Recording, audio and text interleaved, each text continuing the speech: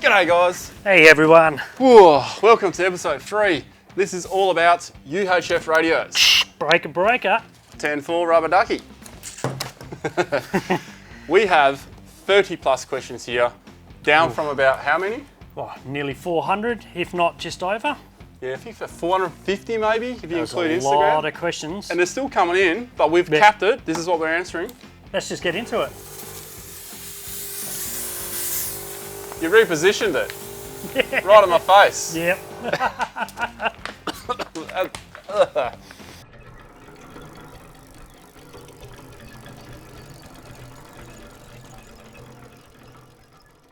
Torbs nearly set himself up. It looked like he actually got hit, but you didn't. Nah, got you fair smack in the kisser. You did. You did. This show is a slightly different format, and it's better because, well, it's different because it's just full of questions. So there's no point in having YouTube questions scattered around. The whole thing is questions, answering you guys with UHF stuff. So many. But because of this, we've doubled up on our favourite segment. Beer of the show. That's Times right. 2. One beer each. We brought one beer each in each. Yep. Each. How many more times can I say each? Each. We've also added 2 more segments to the show, and one of them is four-wheel drive meme of the show by no other than Cowboy Tune from Instagram. Oh, this is going to be good. This is going to be epic. Can't wait till you see it. Can't I'm wait for looking your reaction. forward to seeing it. And what's the other one? And we got Bo from Outback Cleanups. He's an absolute top bloke. All he does, he travels around and he cleans up stuff. Yep. And when he fills his trailer up with rubbish, he throws his tinny off the roof and tows that behind his car full of rubbish. He's Absolute crazy. top bloke. But a top bloke, yeah. And then we got our usual segments. Yeah, Harry from Fire to Fork. Looking forward to seeing what he's got cooking this episode. 100%. Yeah. And four-wheel drive tip of the show. Oh, we got that bloke back again. Yeah, we got that blow back again. Oh, jeez.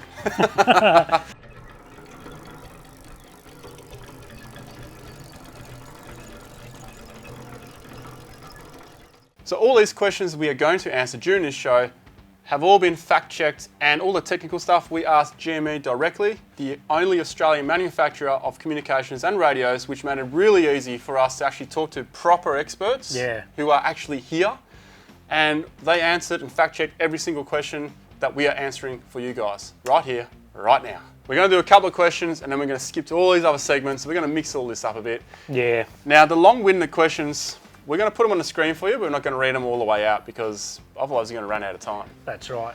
So I'll start with the first one. And Rich Brown, congratulations, mate. You are the first question. You are the first cab off the rank. And You know what? Get in contact with us and we'll chuck you a stubby holder. Whatever he said. Fine. This question is about tuning radios. Is there no need to tune the antennas to the radios like you would do to a CB radio, like your old style radio? Oh, yeah. Now, it's been a long time since I used one of the old school radios in my old Falcon. Going back a while now. I actually had an external speaker attached to my Falcon, which I had in the boot. And we Yeah. used to drive around in shopping centres and say, help, help, help, through the thing. Oh, no. Stupid, I was young, dumb, don't do it. Anyway. Does sound funny, but... Yeah, but you used to know how to tune them. Yeah, so we used to tune our old AM radios. We put a SWAR meter, they called it, on your radio between the Ariel, and you would tune it in and then cut back the wire until you got the signal right. But we don't have to do that anymore. No, because this is a different wavelength as well. Yeah, different wavelength, and it's all done for us now. Yep. So when you buy radios, it is 2020 after all. Well, our phone signals are still pretty rubbish. So. Yeah, true. Antennas are pre-tuned, and the radios are pre-tuned Yep, to the 477 megahertz that's right. UHF radio. All right, you take the next one away, which is a statement, not a question. It is a statement by Element 271. So just breaking it down briefly, he says you can cut the cable to any length you want, and you can join them without reduction in the performance. So he's right and he's wrong. Yes, that's right. Okay, I'll let you take it away, but I'll just quickly explain why we said you can't do it. I didn't want to encourage people who didn't know how to solder to do it, because soldering takes skill. Soldering communication-wise takes even more skill. Take it away. Oh, that's right. Yeah, so if you overheat that copper wire, you're going to cause damage down the line. As far as joining your cables, you do reduce the the transmission, because every good join, so I've been told, reduces your dB by 0.2. So Which it does, doesn't- yeah. We know for sure, for a fact, that every single join reduces it. By how much? I think it depends on how bad the connection is. Yeah, that's right. But they say a good join, 0.2. That's what I've been Still informed. reduces. So Yeah. every join you put in, that's why a lot of antennas, they have the cable going into it and there's no connection, because Yeah. every connection, you lose your... That's right. Also, these guys, as the experts, also recommend not to cut your cables, but you can. I'm getting a bit dry mouth here. Yeah, I was about to say that. So let's go. Can I grab my beer first? Yeah, okay. Sweet. All right. Beer to show. Beer.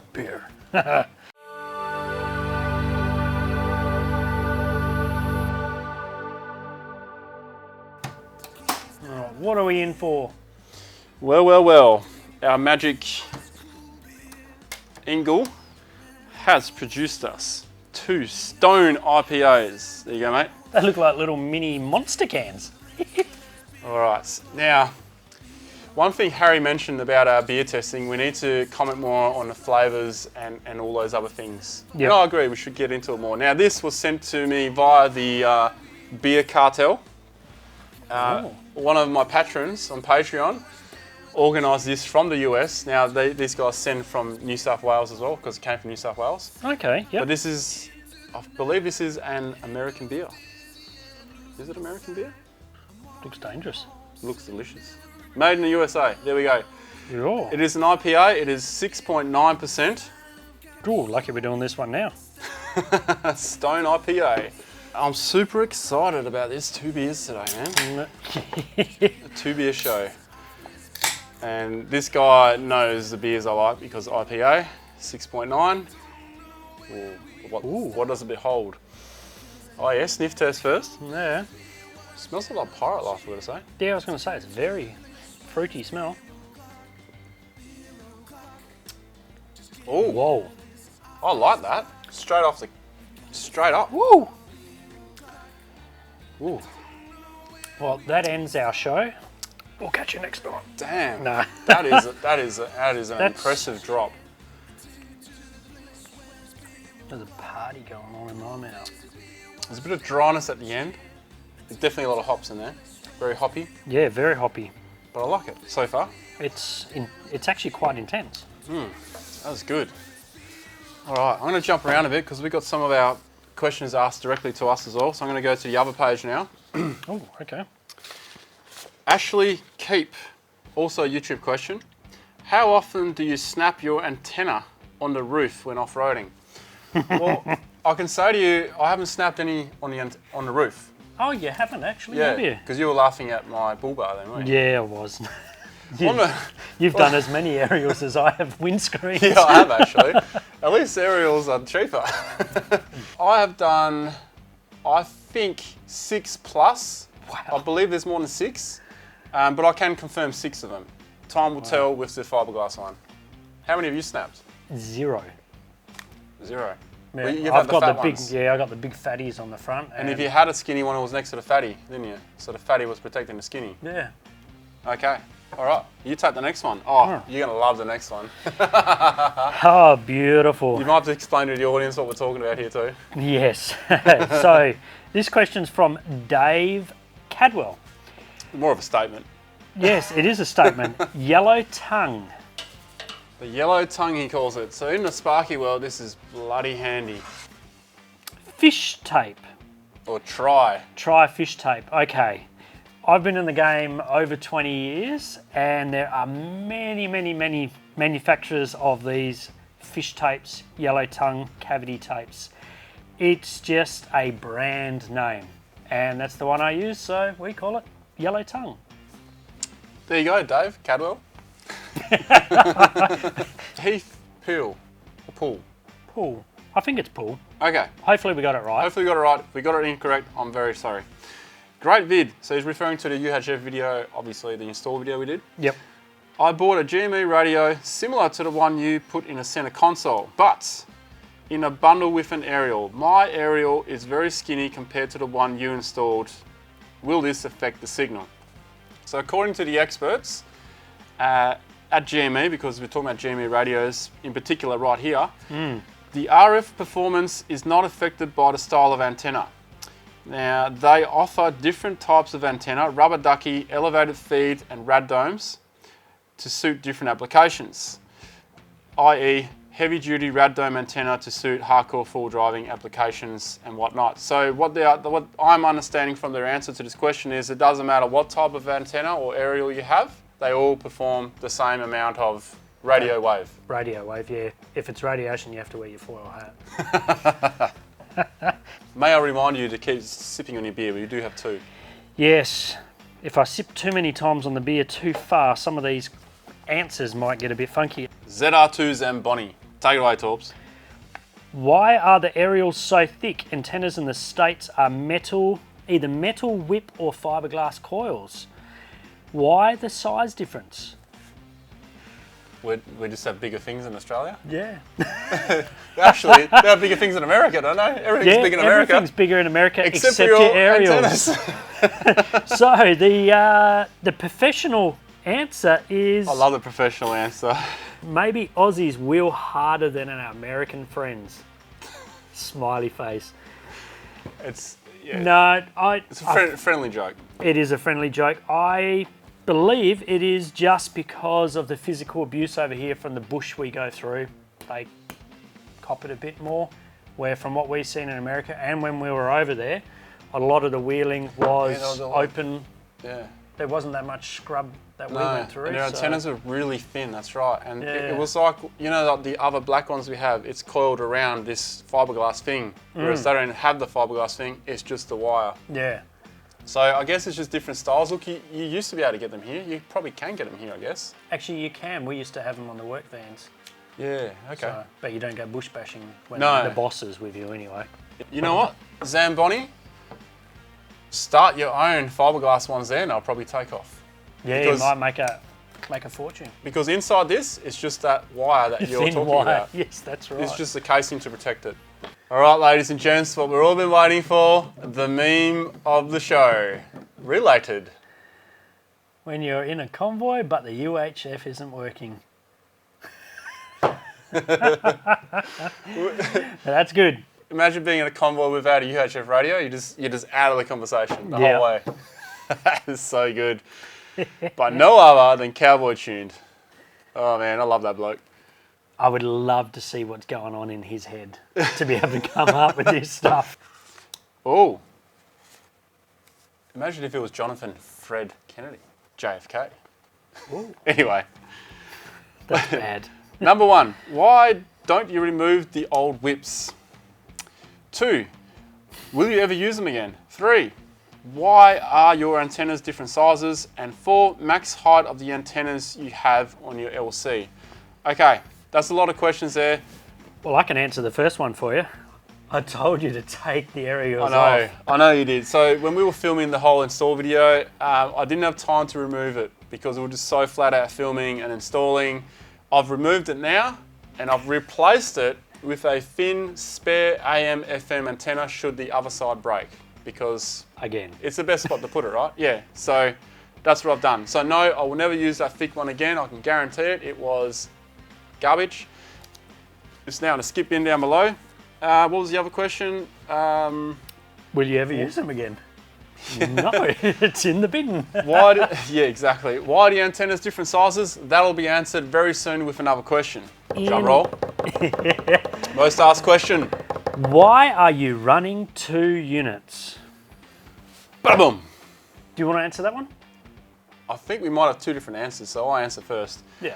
The reason why I, in particular, run 2 units was because I was running tag-along tours. I still am doing some tag-along tours, and I had one directly to Tail and Charlie. That was the channel. So I had channel 52 talking to the old boy, Tail and Charlie at the back, and then I had the other one on the convoy. So that way I could had a direct line to the back without any interference, and I could also talk to the convoy. Also, because on the highway, which I guess is your reason, you got one on 40 on the highway, and you got one on your private, because there's nothing worse than having to change, go here, go there. That's right. So yeah, when you got the trucking channel, as we call it, so you can hear what's coming up. We get a lot of oversized loads on our roads, especially in WA. Roadworks? Roadworks, warnings where the RBTs are. No, just kidding. And also some conversations you don't want to hear, like this one. It's been eavesdropping on some truckies on 40. Oh, yeah, that's like blokes on blokes. Okay. Right, so we know that one works. Oh, good old Wanneroo. We are going to go to no other than Bo from Outback Cleanups, the top bloke cleaning up this country, doing us all a favour. Stuff left over by those freaking... Oxygen thieves. That's being polite. Oh, g'day. I'm Bo from Outback Cleanups. And here's this week's eco tip. I'm talking 4x4. Yeah, Ronnie, g'day Torbs. It's Bo from Outback Cleanups here. Thanks for having me on the show. Today on Talking 4x4, I've just got a little eco tip for you. And that is, when you go and camping in the bush, leave the stubbies at home and buy yourself some cans. Reason being, look at how they pack down. Cans, you can fit nearly twice as many as you can to stubbies. They're a lot more eco-friendly to recycle the aluminium in a can over the glass. And generally, when it comes to packing them up and taking your rubbish out of there, it's a lot easier to remove cans from the bush than it is to remove glass. Once these break, they break into hundreds of pieces, and it's a really painful job to pick it up. If we do it, I much prefer to see cans out there. Cheers, guys. Enjoy your fun in the bush. So that was Bo from Outback Cleanups, absolute legend. Something that I'm big on as well. Get rid of the bottles, get the cans. Yeah. And good to see you having a coldie too. Yeah. Good timing. Yeah, that's it. What was he drinking? He was drinking a Cooper's Sparkling Sparkling Ale. Ale. That's not a bad drop, that one. Yeah, I haven't tried that one. It's a heavy hitter too. Yeah. It's a heavy hitter. Heavier than this? No, this is heavier. I've got to say, wow, this is all kinds of wow. Jay, the fellow who sent us this, top bloke, man. Thank you so much. I love surprises. Beer is the best surprise. Yeah. And this was an absolute good drop. This is awesome. I'm actually spewing we don't have another one. I'd be honest and say it's not my favourite. It is very punchy. It's very punchy, all right. That's why I like it. It's But probably the a little taste- bit, the taste, the flavours are probably a little bit too much for me, but it's still a nice drop. You must have more taste buds than me then. I reckon it could almost be better than the Mosaic Pirate Life. This is a tough one for me. This Yeah? is a tough one. I want to give it, I don't know, 8.5. 8.5. 8.5 out of 10. An 8 because Oh, that's a big call from you. it is a big call. I don't know, the flavours are nice, but I give it a 6 because it's too intense for me. So just to confuse it, I'm going to give it a 7. A 7, okay. Yeah. I reckon if you had another one, you'd probably give it a 9. 9 and out. Honestly, we're actually going to have a bit of a 10-minute break after this beer because this has gone straight to my head. This This is 6.9. and it's actually quite warm up here, so or it's the beer. Yeah, oh mate, it is warm up here. Wow, I love this beer. This is a top drop. Stone IPA. It's a heavy hitter, isn't it? It's a seriously heavy It's hitter. bloody good. I honestly think I might have underscored a little bit. I think I have, but it's done. It's done. It was at the time. Still the highest rating beer so far. Yeah, this is a good one. Can you explain squelch?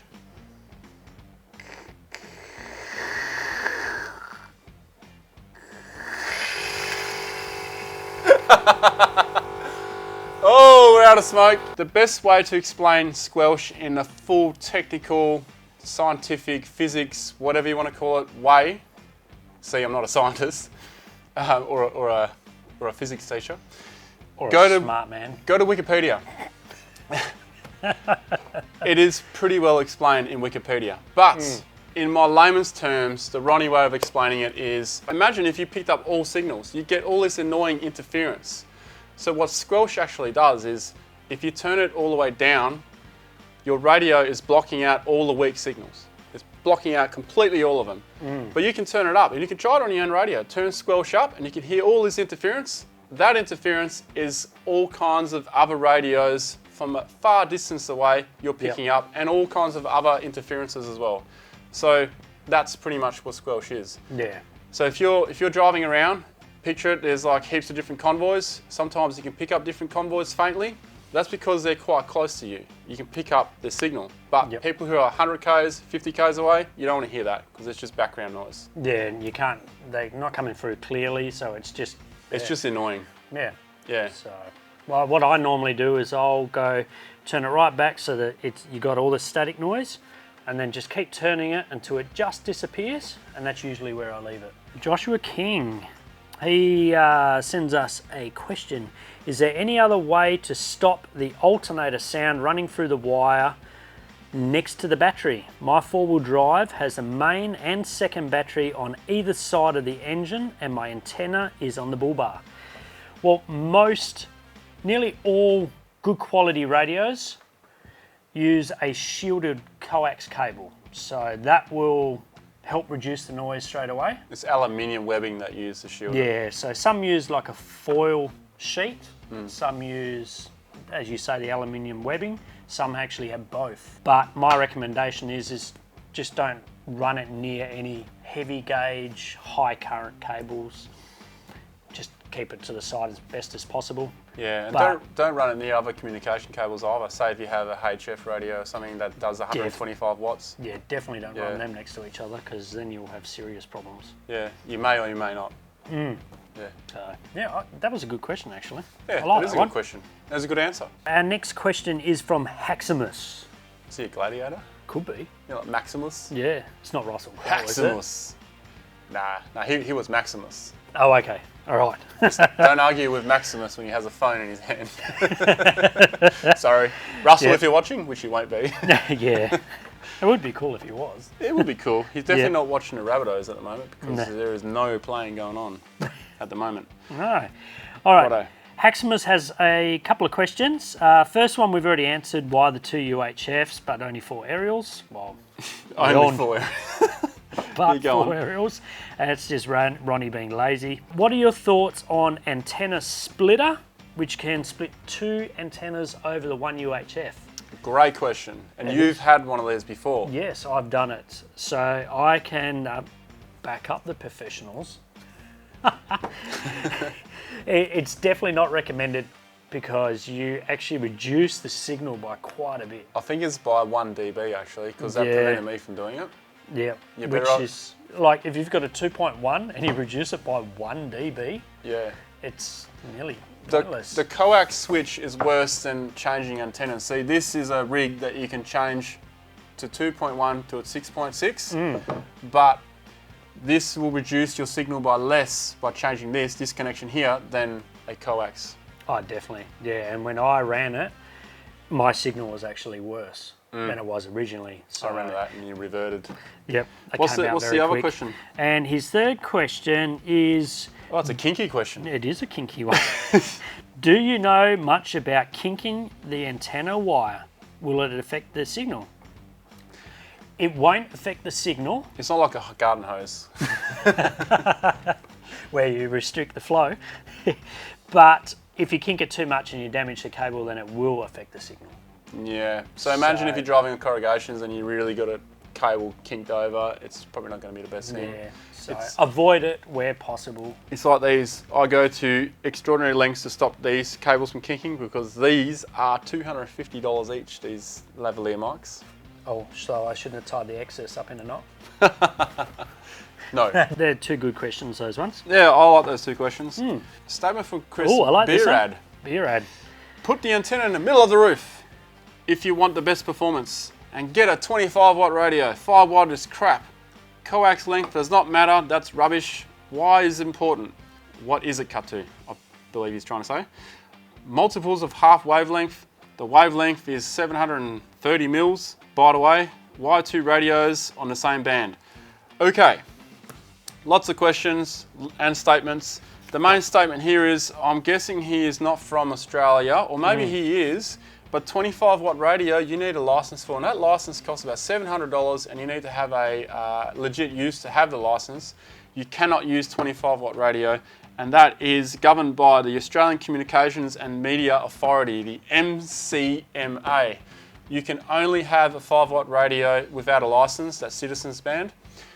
We did look into getting 25 watts, but we figured out by the time we priced up everything it was going to cost, and you're not allowed to use it close to towns and all this stuff, we're like, stuff it. It's not worth it. And the other thing is there's no point having it unless everybody that you always go out with has the same, because you need a private channel to get it. Because you can't use 25 watts on your normal radio legally. No. And if you get caught, it's a huge fine. Oh yeah, it's up there with like the fisheries license fines. Yeah, not that far, but it's up there. The other thing here, put the antenna in the middle of the roof. Antennas don't need the whole plane of the middle of the roof. It's 2020, there's new tech in all this stuff, the radios. They don't need grounding. They're non-grounding. They're non-grounding antennas, that's right. So it's gone on the old days where, like my old man, he used to play with CB radios back in the day before I was even in existence. When he used to live in Denmark, he was going to a hill, he was talking to people in Italy, bouncing the signal off the atmosphere, and he had to put the antenna in the middle of his roof. That's not the case with these type of radios. UHF, 477 megahertz. Put this wherever you like. Yep.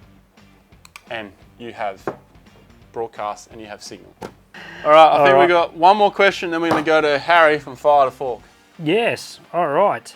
Yaniv Ilash. Dude, CB radio is not UHF, but somewhere around 27 megahertz. Technically it is, technically he is correct that it's not, but CB stands for Citizens Band Radio. You don't need a license for that radio. UHF, you do not need a license for that.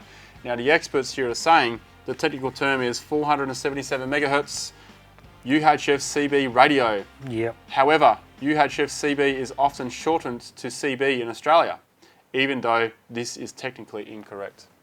Because we shorten everything. Yeah. Harry from Fire to Fork, let's go.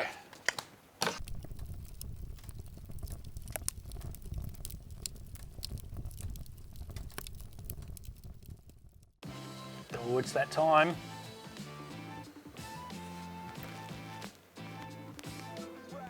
Rhonda, how are you, mate? G'day Harry, how are you, mate? Good, mate. How you going, Harry? Oh, mate, it's terrible here. I'm just on the Cable Beach having a beer. Oh, you absolute arsehole. But good on you. It's awful. Don't come to the Kimberley. There's heaps of tourists. There's no one here. It's Kimberley. It's dry season and there are no tourists. Oh my God. Yeah. Look. Yeah. And then Stub your toe. Look, that is absolutely awesome. I do feel sorry for tourism, but I mean, look, I do make my money from tourism companies. I'm a photographer for them, so it's hurt me financially. But you got to take the wins where you can get them, and this is a win right here. This is a win. make the most of it. Absolutely. Watch that tide, buddy. Yeah, watch that side. Tide warning. It's going out. Don't worry, it's going out. All right. I hope anyway. I've screwed that up before. You don't want to get that wrong up there. No. So what do you got for us, Harry? Mate, my tip of the week is one of these little guys.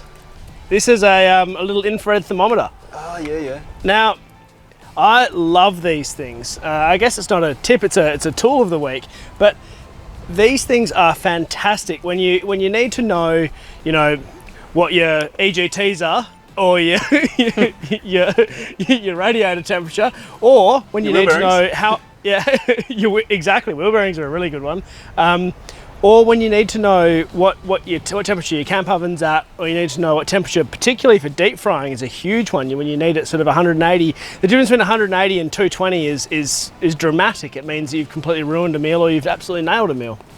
But if you just do the water flick test, it's not going to give you that information. The other thing is, I like it for when you first start using fire. I like using these because you can point it at the fire and work out where the hot spots are, where the cold spots are, and use it accordingly. So it seems to be cooking a bit fast. I'll just move it a little bit there. It's like it's 100 degrees cooler there, or 50 degrees cooler there. And lastly, the thing I love about it is particularly when you're cooking big fat pieces of meat and you need to rest them. When you want to rest them at like your 80, 90 degrees, if you read your recipe and it says put in an 130 degree oven, you can just kind of scout around your fire and you go, oh yeah, yep, that's about 130 there. I'm going to put it there. So you use it as a bit of a scouting tool to find that temperature you're after. That's a pretty good idea. We use these, we use them for other reasons. Yeah, that's right. That's it. I was going to say, like, there are a lot of tradies who watch your channel, and I'm speaking to two of them, and like these kinds of things. I got this from Bunnings. This is a cheap crap one. I think it cost me like $60. Yeah. They're nothing special. You can get them on eBay. You can get them wherever. Like, this is not a product I'm trying to plug. That's for sure. It's just a useful thing I bought. Awesome, dude. Well, I like Wicked. it. Look out the croc behind It's a goat. you. Oh, hang on. No, it's a nude fella. Oh, mate, there are plenty of those. Don't worry about that. Just you hope that there are going to be some like good-looking Swedish backpackers or something. It's never that. It's just some old naked bloke who's 140 kilos. Yeah, because they're locals now. There's no tourists. Yeah. All right, Harry. Cheers, All man. right, mate. See you later. Take care. Cheers, buddy. Bye. Good old Harry. Good old Harry up there in bloody broom. Rubbing no it in. tourists around. He can just hang around. Look, Hope you stub your toe on a stone. Look, No, not really. I do feel for the tourists up there, Yeah. for the tourism businesses up there, but like Harry said, you got to make the most of what you have. Yeah, And that's he's right. definitely making the most of what he has. Oh, yeah. I'd rather be up there than in here. Oh, that's right. It's time for another beer. Hell yeah. Oh Oh, yeah, that's right. It's me. Yeah, it's you, man. Oh, let's... Beer.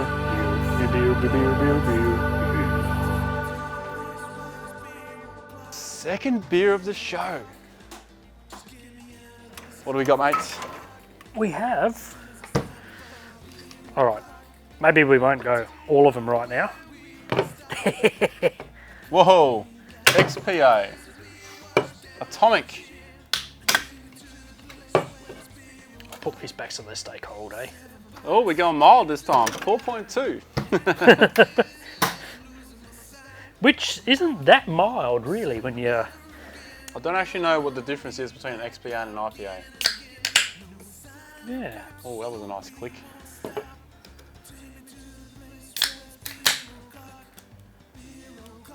First impressions.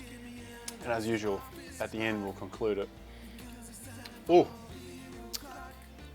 a beer project by Gage Roads. Atomic beer project. Wow, it's kind of almost tastes milky. Milky? Yeah. Like sweet milk. The nectar of the gods. Upfront hop aromas. I am getting the summer fruit flavours. Light bitterness balanced with subtle malt. Yeah, actually getting that a bit. Yeah. But the fresh upfront hop aroma. Not really getting that though. Not like the other one. I guess the next question is mine, isn't it? I think it is. Just curious as to why you use two different types of radios. One handheld, so I'm guessing he means everything on the handset, Yeah. and one box controlled up here where everything is displayed on the unit, rather than just having two handheld ones. Good question. Also, will your setup now be just one small 2.1, large foldable, 6.6 on the roof, or the 6.6 interchangeable with the other one will be used? Okay, so, whoa, this is a bit confusing.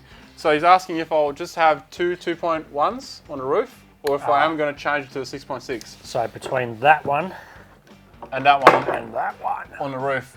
Now, obviously, around town, I ain't going to be using that 6.6 because McDonald's ain't going to happen, and I do like my McDonald's. Let that be known. Yeah, you are a bit of a cheeseburger. Yeah, well, mate, I'll take that. So, around town, I will be running 2.1s, and most of the time, I will be running 2.1s on the roof. So let's let that be known. But I am curious to give this a go on the roof to see what it will be like. If this is really good on the highway, that will be my highway one. And then when we get to our destination, Allen Care, boop, boop, put this on. So that'll probably be what will happen. We'll do that next time we're out, I reckon. Yeah, we have to. So that is to Yeah. come, actually, a good test. So we can, we'll get you to drive down to Nullarbor. We'll go 20 k's apart, Yeah. 5-kilometre increments. Yeah. Anyway, back to the first question. Just curious why I had 2 different type of radios. It's purely down to preference. I have this gaping hole in my roof console if I don't put one of those DIN units in there, like the face unit. Yeah. So that is my main reason why I put it up there, and also like having that to be able to see what channel it's on just up here. The handset, that's new to me. I've never had one where I change everything in a handset, although that I've cheap had radio I had, Yeah. which Did they I have it on there? yeah had it on there, and it was, oh man, let's not get into that. All right, I think this one's directed at me. Hey, Torbs. Joining wires. Heat shrink first. Bloody tape slips off and unsticks. I agree with you partly. I did ask him why he's not using it. Yeah. Heat shrink on the outside of the car, always. But Glued heat shrink. Glued heat shrink, yes. Stops all the rubbish getting in there. But electrical tape, if you get the proper stuff, not the cheap crap that you get from the Bunnings. hardware, Bunnings, stuff like that. But your proper electrical tape, that stuff actually sticks really good, and there is no need to do heat shrink inside the vehicle, especially when you do like my power joins. I don't cut the cable if I'm joining power in. I'll cut the insulation off, twist it on, solder it. You can't get heat shrink over it because you haven't cut the cable. So, Oh, yeah. right, okay. Look, if you can heat shrink, it's obviously better. It is better, But- yes. You're saying not necessary. Not necessary inside, especially if you use good quality electrical tape. Let's also take note that you offset the cut and the Yep. join on the wires. So when you're joining cables, always cut the cores offset. That way, you don't have any issues of them shorting out together. You're an expert at taping it, so for someone like my skills, I would actually find it easier to use heat shrink Yeah. than the tape, because I always find the tape gets in the way, and Yeah, well, I've been Anyway. doing it for over 20 years. So. yeah, well there you go. I'm not going to question his method. I did question him at the time, but then I thought, well, he knows more than I know about electrical, so I let him do it. And I didn't have to, I could sit there and clip my nails with my nail clipper. Yeah, that's right. And did I pick up all my offcuts? Well, I should actually clip them up. do always clean up on my jobs, but he wasn't doing anything else, so he cleaned them up. I did do some stuff, Some stuff, just not the yes. joining of the wires. Yeah, that's why the car's still hasn't burned out. Guy Nedham? Nedham. Nedham? Need him? Nedham. Why have a mounted radio? Can I get away with a handheld?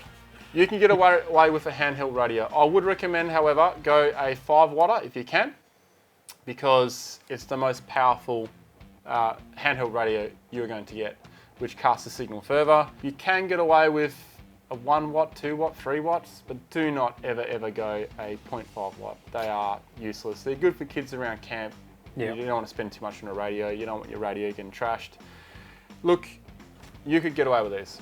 And you could actually attach one of these, so when you're in the car, That's a good point, actually. so I never thought you of can that. still drive and talk Yeah. without having to pick it up. We're close to concluding this beer, but before we get there, we are almost done with the questions. We're now into the Yeah. Instagram questions, and we've got one that correlates here. So I'll let you take the first one. This is about quality versus cheap. All right, the question that we've got is it essential to have an expensive UHF for convoys of 4 plus sort of people in the convoy? That's a good question. It is a good question. That's a mix. It's also Makes a how sense, long's a piece of string question. It is, because isn't it? yeah, because like I would recommend that like you don't really need a really high quality radio if you're just doing like close proximity convoy driving. Yeah, that's right. You know, like say if you were just hanging out in a power line track where you're just all checking out each other, doing obstacles, you're in the sand dunes, you know. Yep, Look, better quality is obviously better, that's right. but I think you know where I'm going with this. Yeah, if So you're I'll in the let you take it away. Pilbara. Yeah, so if you're up in the Pilbara and you're the one that's not up front, stuck in the dust, if you're in a convoy 4, 5, 6 vehicles, you can end up being 4 or 5 Ks apart. Sometimes even 10, man, Yeah, that's true. when it's really bad. The lower the quality radio, the less chance you've got of getting a signal through. I mean, you've experienced this in the goldfields with losing Don. Yeah, yeah, exactly. Yeah. There were other things involved in that, like he stopped and got out for a number 1, Yep. didn't tell anyone, and we kept going. Even if just the lead vehicle and the back vehicle have high quality radios, at least they can communicate with the convoy, if not with each other. And then it's a bit of chance because, like you said, if you're on dusty roads, you could be a kilometre or kilometres between people, especially if there's no wind. It just Yes. hangs in the air. That's if there's right. trees, it hangs even worse. Yeah. So a 4-car convoy could be a 4-kilometre convoy.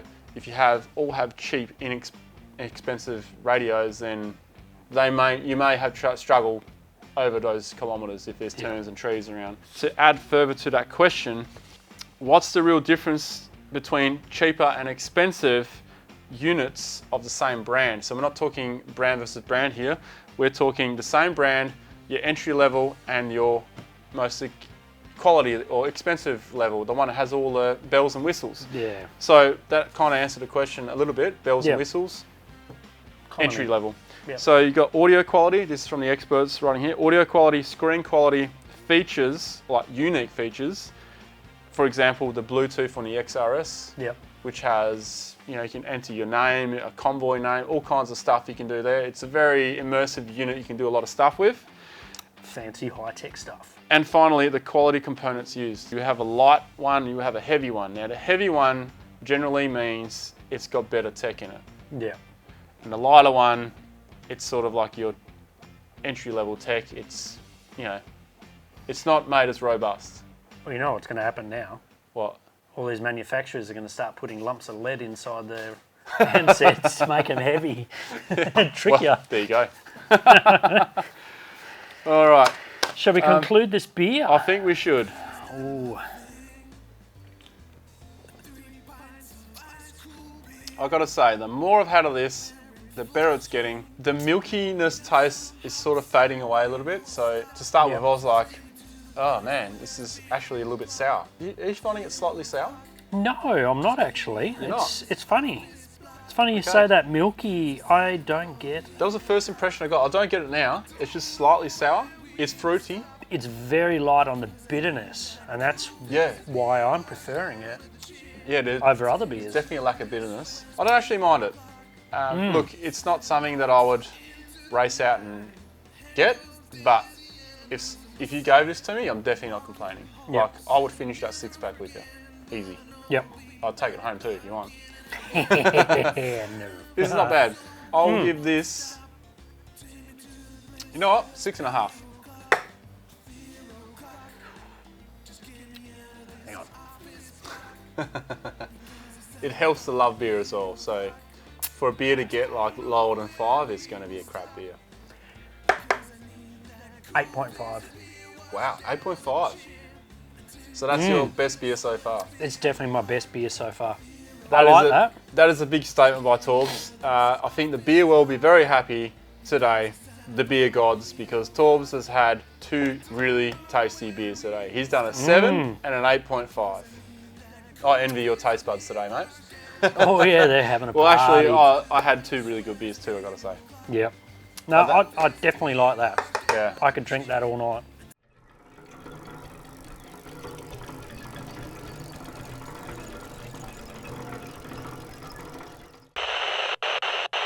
.40 channels versus 80 channels. Now I'm not sure about the rest of the world, but I'm sure other countries do have 80 channels now as well. But here in Australia on the UHF we have 80 channels. The beauty of that is most people still use the first 40 channels. Why is that good? Well, the higher channels from 41 to 80, there's a lot less traffic.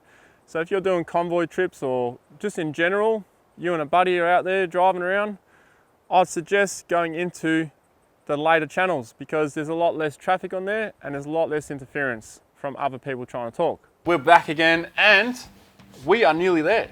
We have actually saved some of the best questions to last. Alrighty. This one I like, because I'm looking forward to doing this one, is can you make a tutorial video on the XRS 370? That's the one we put in the car, in my car, and you got one coming. Yeah, I've ordered one of those, so I'm looking forward to it. That's the one with the app on your phone that every time you transmit, from what I understand, It leaves a point. it leaves a point. So if you lose another member of your convoy, You can see where the last transmission was from. yeah, that's right, so you Yeah. can go back. So But it's heaps of features we don't even know yet, so we kind of both need it in the car before we can use it. yeah, that's right. But I'm looking forward to doing that one and sharing it with you. Cool. Where are we? So we are here. We're in the studio, that's where we are. What's the best DBI antenna for dunes and bush? We kind of answered this already, but I like to touch on this again. Yeah, this one's an important one, I reckon. Okay, do you want to grab the bigger one? Yep. Oh, damn it. It's going to go out of screen. Your but swatch is bigger than mine. This short stubby one here is great for sand dunes and bush, where you are in close proximity, where there's a lot of hills, where there's mountain ranges, for example, because it casts more of a ball signal. It's a shorter range, but it casts more of a ball signal. Great to have on your roof. This one is just for highway. Flat terrain and highways. Yeah, gives a long, narrow frequency. A tourist choice, actually. A tourist choice. Yeah, that's a good idea. Or you can get best of both worlds, like I have. I can change the antennas. Seeing the difference between the 2.1 and the 6.6. See if size does make a difference. Hey, put your hat on. Safety first. You know what? I might actually think about doing that. Yeah, it's not a bad idea. All right, moving on. Okay, I like this one. This is the best question, and I've got to find out who he is because he's on Instagram. How much does mounting to the roof really improve performance? Question mark. 20%? 70%? Well, the experts are saying the line of sight, the higher it is, the better, all that stuff. I think we made that clear already. But from personal experiences, without all the science, without all the physics and all that, putting this on the roof will improve your radio without a shadow of a doubt by 100%, Yeah.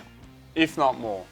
I have never had a problem with communicating with these since I had them on the roof.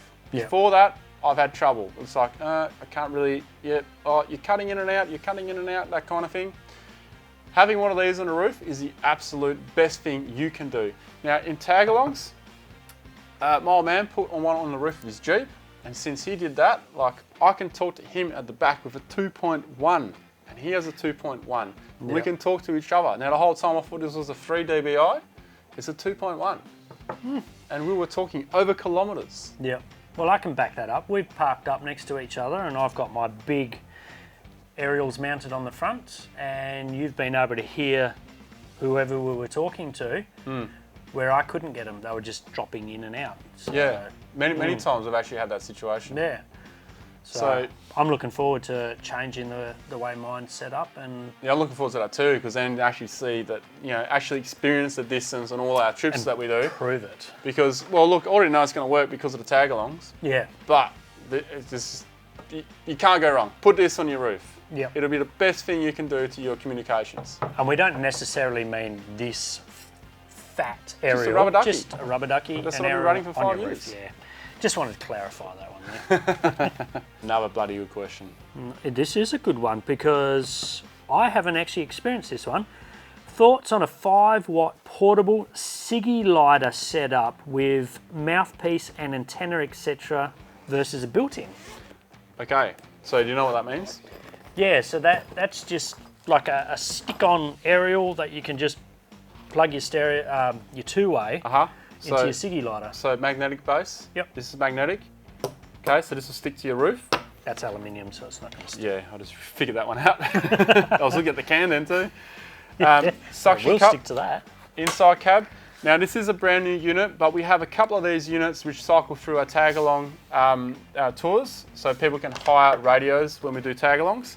This you would run through your window, or actually best for your door seal. Don't run it through your window. Every time you open your door, you risk ripping this out. So run this through your door seal. it generally does okay, but it's not going to be the same as a vehicle mounted radio, which was the question. Yeah, that's right. Yeah, just by Torbs doing that, you can see here, okay? Massive difference. So basically it's like having almost a handheld. You can see the antenna size here. Yeah, Okay. you've just slightly improved it by putting the aerial Exactly. outside. Exactly. But look, because if you don't have a roof rack, you put this in the middle of your roof, you're probably going to have a better signal than someone with an antenna on the front of their car. Yeah, that's true. Actually not a bad unit, and we lease these out in our tag-alongs like I mentioned, and it's not a bad idea. 2 more questions and then we're done. Folding a 6 dBi antenna onto the roof lose signal, or would it still be as good as one on the bulbar? Well, the professionals actually straight up say it will not work, or it'll be extremely poor. Yeah, so think about it. When you have this up, it's casting signal from top to bottom outwards, Yep. right? So if you were to put this down on your roof like this, you're now casting to our Martian friends up there and that way there. So if someone's parked right next to you, yeah, they're going to hear you and you're going to hear them, but that's about all you're going to do. At least the conversation will be a lot more interesting with the Martians. So final question, and what differs GME to the other brands on the market? Now, I know this is going to sound very GME-ish, what we're talking here, Yeah. but I just want to actually point out that, you know, the reason why we chose GME is because mainly they are an Australian-owned and produced company. All radios are made in Australia. Yeah. This is the only Australian communication company with UHF that I know of. I'm Yeah. pretty sure it's the only one. I think so, yeah. So, That's something we're pretty strong on, is where we can, we will go Australian made. yeah, go Australian products. Yeah. Nothing against products from around the world, but I'm sure there's plenty support other your local businesses. good brands of radios out there, Oh, yeah. but it's Australian made. That's my simple answer. Yep. And I have experience with GME as well. Previous radios in the Hilux, previous radios in the Ford Courier.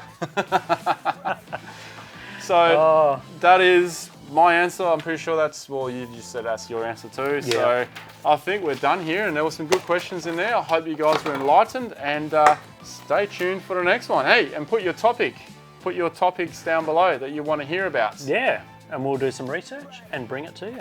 That's it. Cheers, guys. See you later. We're out.